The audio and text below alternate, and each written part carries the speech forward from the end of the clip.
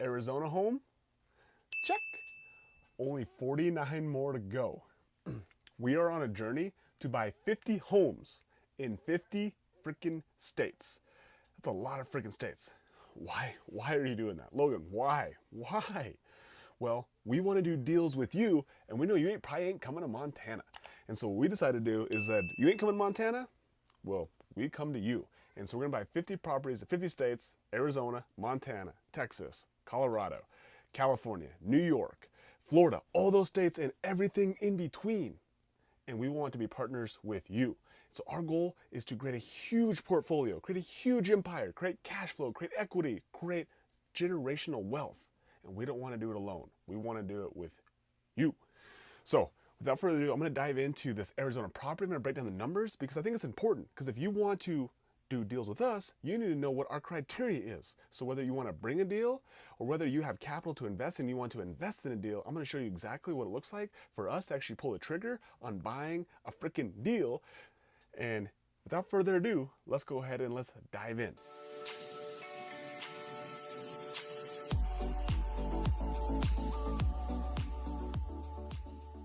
So let's talk about this Arizona purchase. So beginning of the year, I actually made a huge declaration. I said, we're going to buy a home in Arizona, we're gonna live in Arizona, and we're gonna make this thing happen. And so it was a couple Sundays ago, I was sitting there realizing I hadn't done shit to make this goal become a reality. And so I was like, okay, Logan, today's the day. I'm gonna go take a couple baby steps forward, and I'm gonna get on Zillow, and I'm gonna look at properties that fit my criteria. So I got on Zillow, I typed in my criteria, which is really, really simple. Typed in Mesa, Arizona. I typed in $600,000 and below that, and I typed in ADU. I typed in casita. I typed in mother-in-law suite as all keywords. So when I searched Zillow, there was 5 properties that met this exact criteria listed on MLS. And so I did something really simple. I grabbed all those listings, I grabbed all the listing agents' information off there, I put it into Google, I found their cell phones, and I started sending them text messages. And I said, hey, my name is Logan Manzanares, and I see your listing on 123 Main Street, and I'm very interested. Let's connect. That was it. And I was halfway through my 4th, maybe it was my 5th text, and all of a sudden, I got a call from one of those freaking listing agents. I didn't answer because I was literally in the middle of a text. I was like, ignore. And then she sent me a text. I was like, all right. And so after I got done with my text message I was on, then I went back and actually gave her a call, started chatting with her. She was super friendly, super nice. And I was like, girl, it's a Sunday. What are you doing? Why are you working so hard? And she was amazing, answered all my questions. And I was at the end of our phone call. And I was like, honestly, you've answered all my questions amazing. Everything you said actually fits my criteria, what we're looking for. But full transparency, this is the very first property that I've looked at. I just have to do some more due diligence. And she understood. I hung up the phone. I walked my little ass upstairs and I talked to my wife, Katie, and I started telling about this property. And she's like, very interesting. She said, what's the address? So she typed the address. She typed in our mentor Pace's address, and it was 4 minutes apart. And she's like, Logan, get your ass back down there and go put an offer in. I was like, yes, ma'am. And so I walked my little ass back downstairs, got back on the phone with the listing agent, and I was like, before I got on the phone call, I was like, ooh, I got to try to get creative because it's on market, which means that there's probably lots of competition. There's going to be lots of people who are going to put offers in on this home. And so I got a creative idea. I was like, so I called her up and I said, hey, talk to my wife. We're interested. We want to move forward. But I only want to move forward is if you'll represent us as a buyer's agent on this transaction as well. Now, the reason why that's important is because real estate agents, they get paid one way, by commission. They don't get paid for listings. They don't get paid for showings. They don't get paid for random phone calls on a Sunday with strange guys from Montana. They get paid commission. And so generally, a seller, there's 2 sides of a commission. There's a seller side and there's the buyer side. On the listing side, they get the seller side, and then generally another real estate agent brings the buyer. Well, I was like, hey, you can represent both of us and you can get more commission. Now you're incentivized to choose my offer. Well, my idea was quickly denied. She's like, my seller says I can't represent both sides. It's all good.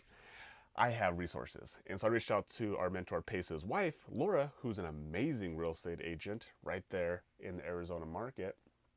and she agreed to be our listing agent. We crafted an offer together, and we crafted a full price offer with an escalation clause, and we ended up getting our offer accepted over a cash offer.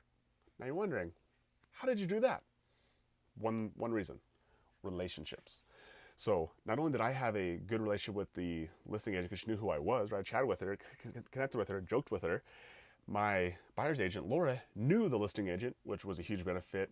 Plus, Laura gave us a referral for a mortgage broker who also knew the listing agent, had just done a transaction together, and all of a sudden it became like I was like on the in crowd. I came with the cool kids, all by simply having one conversation with the listing agent and having a key referral, and Laura, who also gave us a key referral, and the mortgage broker, that made it all seem like we were legit. And so we got our offer accepted. Hooray! Now, was it actually a good freaking deal? Therein lies the question. So before I actually dive into the numbers, let me actually show you the property and show you what I saw. And let's go ahead and let's dive in to Zillow. Okay, now that we're here on Zillow, I'm gonna walk you through the actual listing photos. So you can see here that the house, it's cute, right? There's nothing special about it besides this really cool pull-through garage. Like, that's pretty fancy. Outside of that, it's a normal 3-bedroom, 2-bath home. It was built in 1976. And you can see, though, that the house was taken very well care of. And it was owner-occupied, which means it wasn't a rental, which is important because usually rentals, they have a little bit more wear and tear on them. Another cool reason, another cool factor I really loved about this property that actually made the deal work is that it was not in an HOA. And so Arizona, a lot of properties are in HOAs, and they have lots of rules around HOAs, which is going to be really important when I talk about our strategy for this property on how we're actually going to cash flow it and at the same time live in it. And so you can see here the house is cute. They did a great job furnishing it.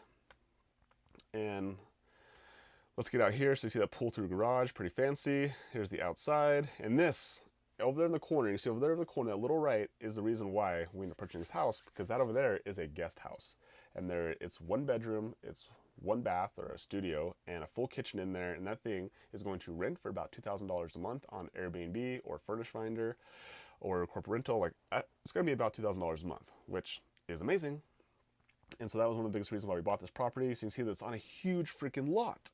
And so as we got down there, I started to also realize as a bonus that over there in that corner left, so you can see over there, there's nothing over there. We can actually put a whole nother guest house over there. And now we can have 3 cash flowing units on 1 property. So now we're getting a 3-for-1 deal. Interesting, exciting. And so this is the inside of that casita, or that guest house. It's really cute, really well put together. And now let's kind of dive into the numbers. So now, before we dive into the numbers, this is really important because if you are bringing me a deal and you say, look, I got a deal for you, I need to know 2 things in order for me to know if it's actually a good deal. We need to know what the spread is. We need to know what the entry fee is. With those 2 things, I can figure out if it's a good deal or not. So I'm actually going to walk you through exactly how to calculate the spread and how to calculate the entry fee on this Arizona deal to show you exactly why we decided to move forward with it. So the first thing, we got to know, what's the purchase price? So purchase price on this property was $575,000. Now on this property, we got conventional financing. And so our interest rate on this property was 5.9%. Okay. And so our total monthly payment on this is $3,686. Now for all you mathematicians out there that are doing the math, if you put down less than 20%, which we did on this property, you have to pay this, what I call a poor tax of private mortgage insurance. So that private mortgage insurance is included in here. It's about $250, $300 a month. And so that's why that payment is higher if you guys just calculate it based on that 5.9% interest rate. So that's our monthly payment. Now we're going to run this as a Airbnb or corporate rental. So we're going to have other costs in there that we might normally pass on to a tenant. But in this case, we're going to hold these costs. And so we're just going to call this miscellaneous cost. It's going to be about an extra $500 a month.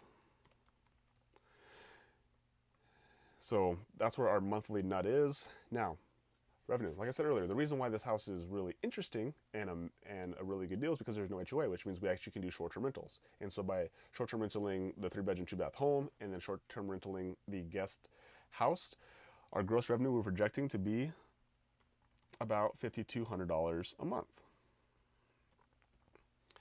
And so now, in order to create our spread or to show our spread, all we have to do is we have to minus that gross revenue minus our monthly payment and miscellaneous expenses, and it's going to come out to a spread of about $1,000 every single month. So this is our spread. Logan, is that a good deal? It just depends. $1,000 a month doesn't give us enough information, because really the next question is, well, how much should it cost me to get into that deal to create that $1,000 a month? That's the next step. So let's talk about our entry fee. So what is our entry fee? It consists of 7 things. The first thing is our down payment. Okay, so our down payment in this case was $34,826. This is the money that we had to bring to the closing table in order to actually get this property closed. The lender brought the other 80%. We had to bring, or excuse me, they had to bring 95%. We actually only brought 5%, which is pretty cool. Now, the next thing that you factor into the entry fee is there a finder's fee? Are you paying a wholesale fee? Are you paying realtors commissions? And because this property was listed on MLS, it was a realtor commission. However, buyers don't pay realtor commissions, the sellers do. So for us, it costs us $0. Third thing, part of the entry fee is, was there any liens? Was there any taxes? Was there any arrears that we had to catch up? Anything that's on MLS is not going to have any taxes. It's not going to have any arrears most likely. So in this case, 0.